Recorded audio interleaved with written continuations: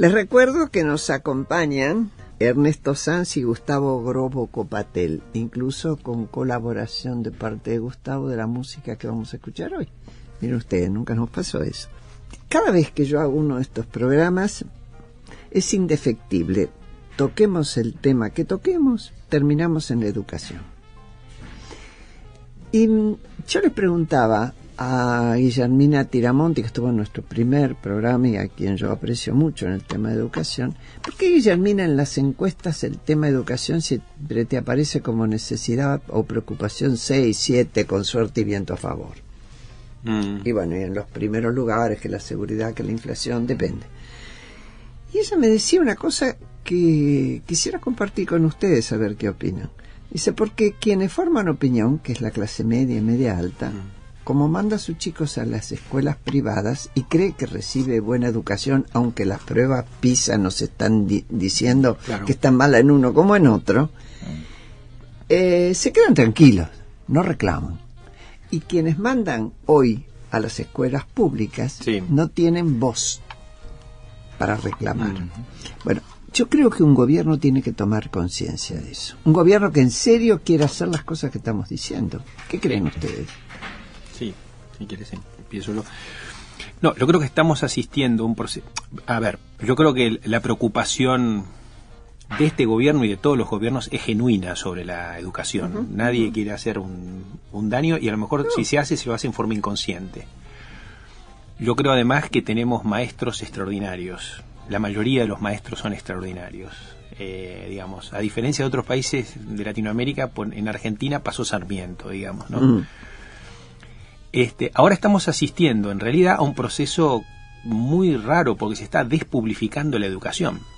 O sea, pasás de la educación pública a la educación privada. O sea, estás destruyendo un bien público y nadie lo quiere hacer. O sea, evidentemente hay algo que estamos complicados. Y como decís vos, si tuviéramos una educación privada súper próspera y diferente, pero en realidad se pasa a lo privado, creo yo, exclusivamente para no sufrir los paros, porque el resto de la cuestión es igual o peor.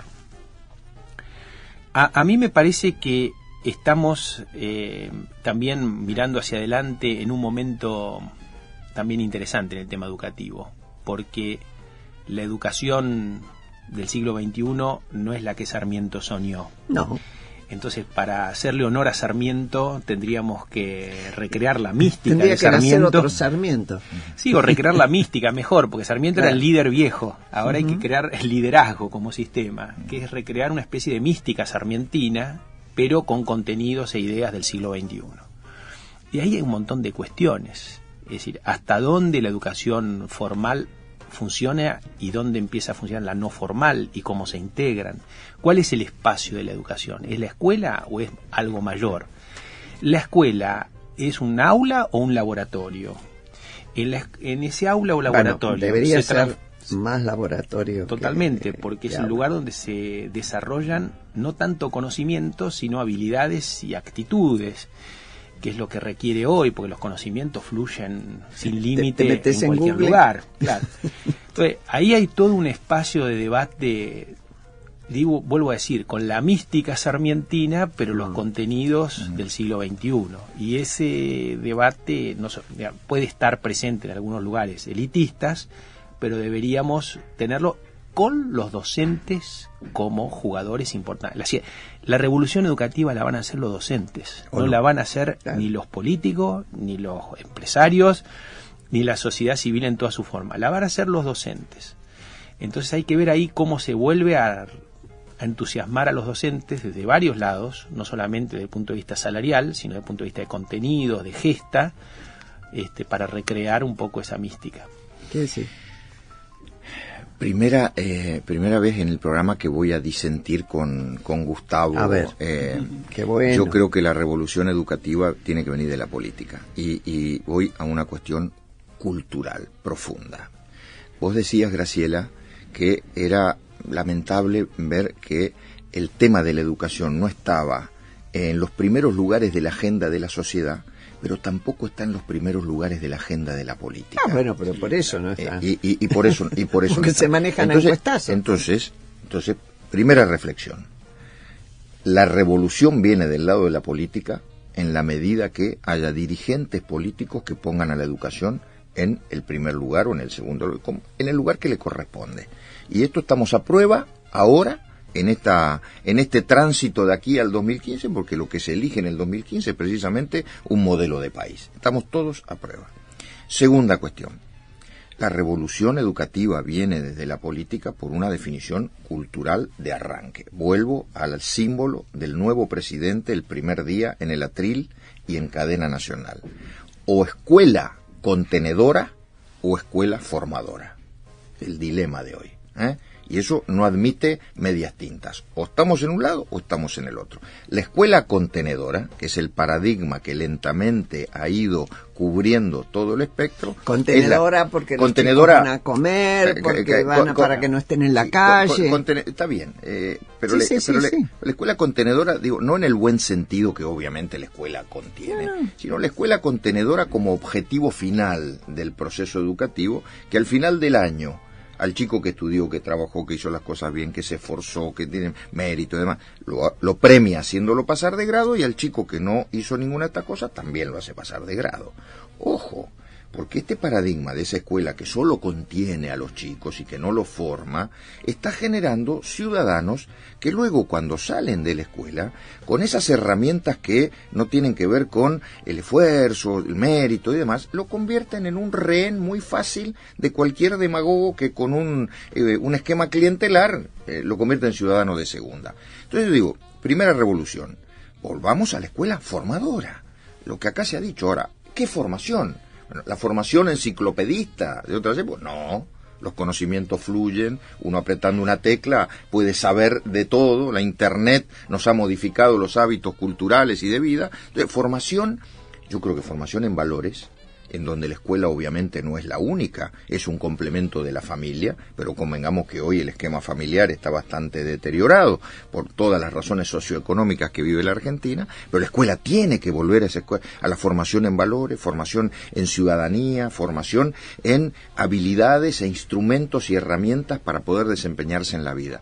Creo que esto lo tiene que hacer la política. Lo tiene que hacer la política porque si no vamos a seguir dando vuelta alrededor de paradigmas falsos. Y cuento mi experiencia. Yo soy legislador nacional desde hace varios años. En el año 2005 me tocó como senador nacional discutir las leyes de educación cuando Filmus era ministro de Educación. Entre ellas, la ley de educación técnica me pareció muy bien, pero vamos a la ley de financiamiento educativo. La ley de financiamiento educativo parecía que iba a romper con el paradigma de que en la educación todo pasaba por el dinero. La educación funcionaba mal porque no había suficiente dinero de inversión. Entonces teníamos que pasar de 3,5 puntos del PBI a 6 puntos. Y si vos ves las versiones taquigráficas de todos nosotros, oficialistas y opositores, parecía que estábamos pasando de 3,5 a 6 puntos del PBI, resolvíamos todo el problema. 10 años más tarde nos damos cuenta de que la cuestión no es dinero, porque se puso mucho dinero y se puso mal. Hoy la calidad educativa está peor que antes. Entonces, bueno, es un desafío. Ahí está, Ernesto, es donde tu argumentación, yo no sé si se contrapone mucho con la de Gustavo, me parece que se complementa. No, bueno. No, yo te digo que, reconozco... A ver, por cómo lo pienso yo. Sí. Un segundo. Sí. Vos decís muy bien que la política se tiene que hacer cargo, pero herramientas indispensables van a ser los docentes. Sí, no, yo estoy de acuerdo con... Porque están. Totalmente. Es decir, la política, el liderazgo político, abre la puerta y facilita el proceso. A lo que voy yo es que yo descreo mucho, tengo experiencias varias en el tema educativo, de que un decreto, una ley del ministerio, del político, por supuesto que el presidente es muy importante para poner esto en la dirección correcta, pero después hay que darle el poder a los docentes, que los docentes hagan la transformación, y esa transformación, con la cantidad enorme de docentes que hay, con la cantidad enorme de problemas diversos que hay, no va a ser en forma, digamos, homogénea. Hay que permitirse la posibilidad de que alguien vaya a distintas velocidades. Y entonces esas distintas velocidades van a generar a alguien que se copia del otro y demás. Me parece a mí que esa revolución educativa, como coincido con vos que tiene que haber un liderazgo político importante, abrir la puerta, y fundamentalmente para facilitar el proceso. Facilitar el proceso es permitir que haya autonomía y velocidades diferentes en el sector público para que las comunidades educativas se hagan cargo y lleven adelante Por supuesto que el Estado tiene que controlar, tiene que poner los límites, pero la base, eso para mí tiene que ser ahí abajo, ¿no? Vamos a una tanda y enseguida seguimos, porque esto ya nos calienta a los tres.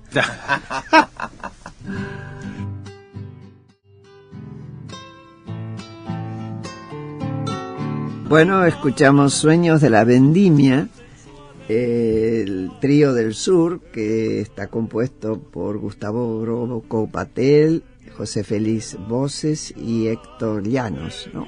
Sí. Y lo elegimos en homenaje a Ernesto, claro, que como es mendocino, él lo pidió a los gritos. Casi salía con el pañuelo a bailar la cueca. Si no fuera tan vieja te acompañaba. Bueno, si quiere comunicarse con nosotros, no se olvide, puede escribirnos a porqueprograma@gmail.com y puede vernos también en el YouTube de la radio 1110 en letras. Bueno, seguimos. Me quedé con algo. Sí, dale. Me quedé con algo. No, pero no, vinculado a lo que decía.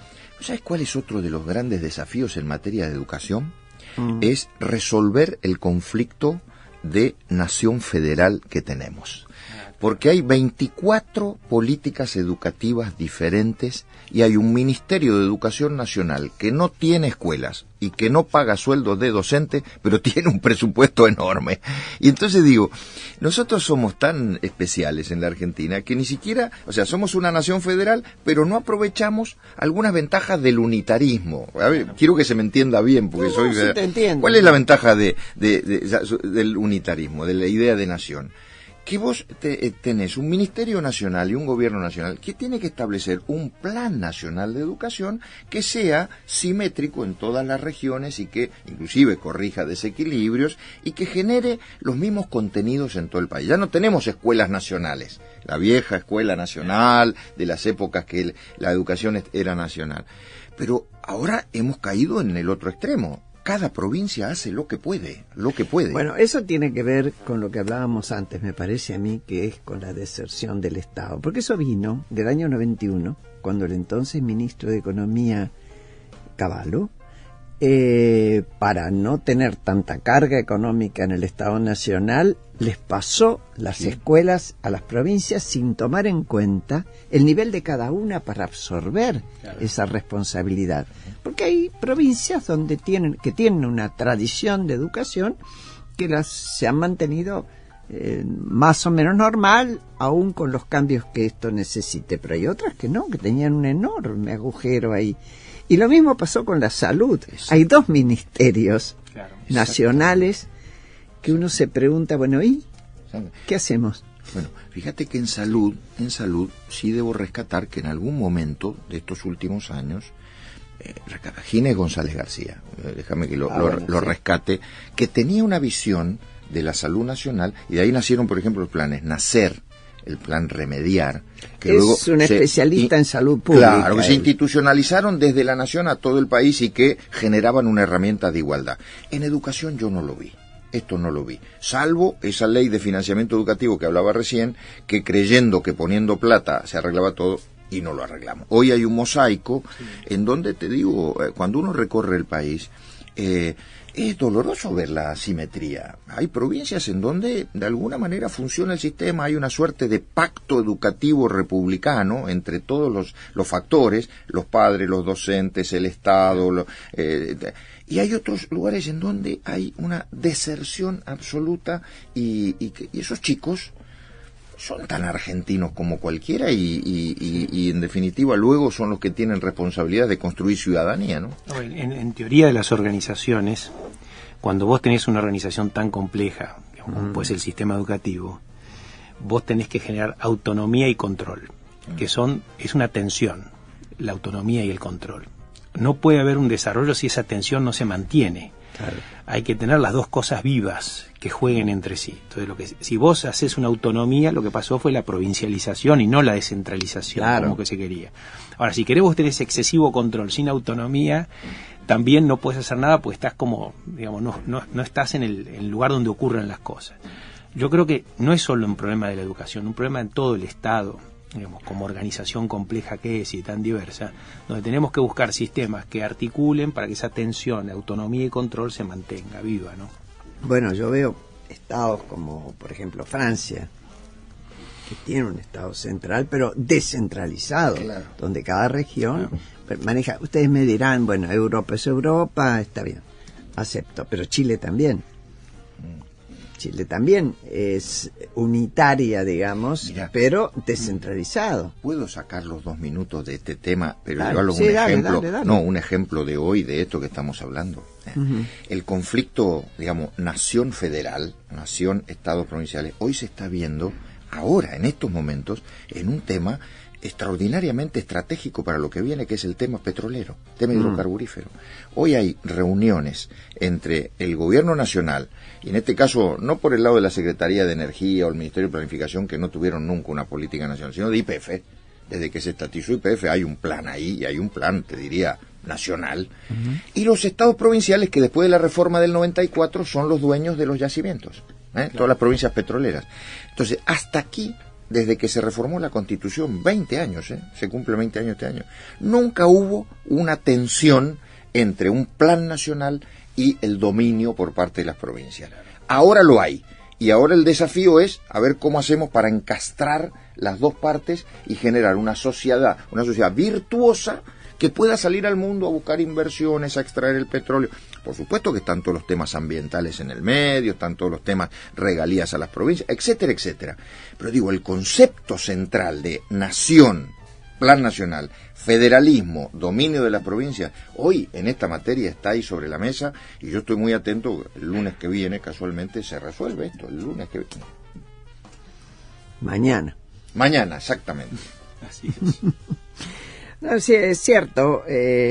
Yo creo que puestos... hay dos cuestiones, ¿no? Una, por un lado, que algunos observadores de la sociedad dicen: hoy nuestra sociedad está partida en 3 pedazos, para el sistema que tenemos de capitalismo alcanza con 2. Hay un tercer segmento que podemos prescindir de él, lo cual es tremendamente injusto desde lo ético y hasta un desperdicio desde el país. Y otro concepto también, que economistas que sostienen que hoy quienes absorben más mano de obra son los servicios, más que la industria, etcétera. Todo eso nos lleva a pensar en el tema de organización, de decisión política, de encastre de proyectos y de educación. Va a haber que modificar mucho en eso. Claro, lo que pasa es que también lo que hay una segmentación nueva de las actividades. Antes era sector primario, secundario, terciario, pero hoy la industria se compone de un ecosistema de servicios. Claro. El campo también es un ecosistema de servicios. O sea, el campo no es solo el productor, también es el camionero que transporta los granos, claro, o la fábrica de maquinaria y herramienta, o la fábrica de plásticos que produce los silobolsas, o los exportadores, o los comerciantes, o el que arregla las cubiertas, digamos, en los pueblos del interior. Es parte del ecosistema del campo. Entonces, cuando uno analiza o escucha a algún economista que habla de primario, secundario y terciario, está mirando otra sociedad, otra división internacional del trabajo que ahora cambió, ¿no? Y es cierto, cada vez hay más gente en los servicios y menos gente en las actividades como la industria o el campo, porque a la medida que aumenta el avance tecnológico y demás, se va sacando mano de obra, pues se necesita menos, y además la mano de obra es más calificada. Antes un tractorista era una persona que conducía que tenía escuela primaria y a veces ni siquiera eso, que conducía el tractor. Hoy necesitas casi un tipo en electrónica, claro, un técnico bastante sofisticado y que anda arriba de un tractor que tiene aire acondicionado o cabina antirruido. Pues eso es mejora de calidad de vida. ¿Sí? No podemos ir en contra de eso, querer volver atrás, porque eso mejora la calidad de vida. Mi abuelo era tractorista. Es decir, yo sé lo que se sufría en el campo viviendo. También hay gente que dice hay que volver a que la gente vuelva a vivir en el campo, y mucha gente dice eso y nunca vivió en el campo, no sabe. Además de vivir en de, el medio del qué, campo. de qué forma, claro, sin ruta, sin luz, sin servicio. Hay un amigo común que tenemos con Gustavo, que se llama Fabio Ketglas, y que es una de las cabezas más lúcidas que hay en la Argentina. Gustavo comparte esto, que es un experto en desarrollo urbano y trabaja sobre las ciudades de 10.000 habitantes, de menos de 10.000 habitantes, y a partir de esa ciudad de 10.000 habitantes generar eso sí sería una revolución federal en la Argentina, ¿no? ¿Generar qué? No, generar un desarrollo de esas ciudades. Mira, en todo el ayer país. estuve en Tandil dando una conferencia también y recordaba lo de Sarmiento de los 100 Chivilcoy, ¿no? Cuando había ido. Y vos ves Tandil es una ciudad maravillosa desde muchos puntos de vista, pero ahí funciona la Mesa Solidaria, que es una organización que nuclea todas organizaciones de la sociedad civil que trabajan en proyectos colectivos. Entonces yo digo, bueno, quizá, Ernesto, tu campaña para presidente, y además creo que es radical el intendente. Vos sabés que iba a pasar ese aviso, iba a pasar el aviso que Tandil está gobernada por un radical. Tendrías que ir y anunciar que tu proyecto es hacer 100 Tandil. Porque realmente es un modelo fantástico, como hay otras ciudades, peronistas o de otras cosas, pero Tandil es un caso maravilloso. Rafaela está gobernada por un peronista y es un ejemplo también. Es cierto. Así que para equilibrar las cargas. No, está bien, para empezar a no discriminar. Sí. Justo en este programa. A ver, si yo tuviera que resumir propuestas de ustedes, porque siempre vamos a las propuestas, pero nos hemos quedado con poquito tiempo. Una es la comprensión desde la política de la importancia de la educación. La otra es la intención de hacer participar a todos los sujetos del campo de la educación en esa transformación, empezando por los maestros, y me imagino yo también las familias, vos decías las comunidades. Otra propuesta que aparece es tener atención y visión en que cada actividad es un ecosistema en sí mismo. Sí. Y cómo se atiende a que dentro de ese ecosistema se expandan las áreas de absorción de mano de obra y también de confort, se incluyan. Una mirada de país que atraviesa las fronteras nuestras, va empujándolas, digamos, esa frontera nuestra que miraba más para el ombligo. Sí, y también contrarrestar también hacia afuera, ¿no? O sea, claro. Cómo nos percibimos como región, como Mercosur, como UNASUR, como continente o subcontinente, cómo nos relacionamos con el afuera, que ese tema está absolutamente fuera de la agenda pública hoy. O sea, el Mercosur es un tema más político que cultural, o social, económico, cultural en todos sus sentidos, ¿no? O sea, me parece a mí que hay todo un periodo. Pero quería decir algo a propósito de eso, es decir, yo creo que el que gane, el que sea, el que le toca ser presidente, es como que el pueblo le presta la llave de la Casa Rosada para que la abra la puerta para que entren a jugar todos, lo máximo posible, dentro de un cierto orden, obviamente. Creo que es mucho más importante esa idea que discutir sobre qué hay que hacer, porque el qué hay que hacer puede cambiar rápidamente. Es más importante el cómo que el qué. Puede estar en permanente cambio. Entonces, si nosotros creamos una sociedad que esté preparada para aprender y para cambiar rápidamente, ahí resolvimos el problema, digamos. Yo veo que hay toda una discusión sobre si hay que producir en el campo, en la industria, en los servicios, si hay que desarrollar. Yo creo que eso surge de la propia interés y vocación emprendedora que tiene el pueblo argentino, que la recontratiene, ¿no es cierto? Pero falta esa cuestión del Estado, y ahí sí el liderazgo político, Ernesto, es sumamente importante. Sobre todo si se tiene en cuenta, si me permitís, que la sociedad argentina encuentra la forma de que cada vez que pasa un periodo bajo algún tipo de gobierno autoritario, sea civil o militar, más o menos a los 10 años le dice basta. Sí, hay una crisis. Pero déjame redondear una cosa. Hay un pensador en organizaciones, que es un tema que me gusta mucho, el tema por lo que dije hoy al principio, se llama Carl Weick. Él dice, la acción precede a la estrategia. La acción precede a la estrategia. Es decir, que vamos aprendiendo de lo que nos va ocurriendo. Si perdemos esa capacidad de aprender y queremos tener razón, estamos en el recontrahorno, porque el mundo que viene va a ser tan turbulento y tan complejo que entonces tenemos que armar un Estado, una sociedad que aprenda. Bueno, yo lamento en el alma, qué sé yo, me comprometo que dentro de un tiempo lo vuelvo a convocar y seguimos, porque es muy bueno escucharlos, pero se termina la hora.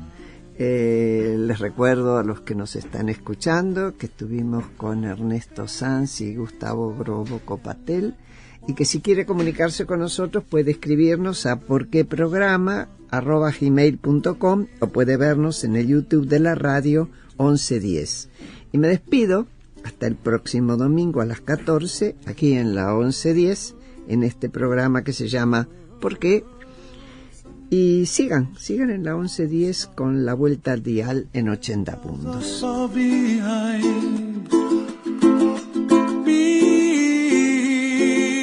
Trouble melts like a